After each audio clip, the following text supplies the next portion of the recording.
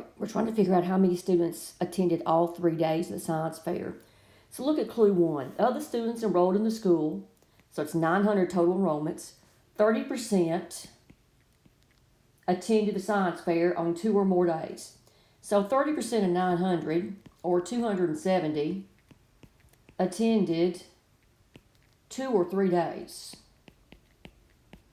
Is that right? 30% attended the science fair on 2 or more days. So 2 days or 3 days. Well, it doesn't tell me anything about 1 day. That's just not enough information. We know that, whatever. We know 2 or 3 days, but not all 3 days. 2, clue 2. Of the students enrolled in the school, 10% of those that attended the science fair on at least 1 day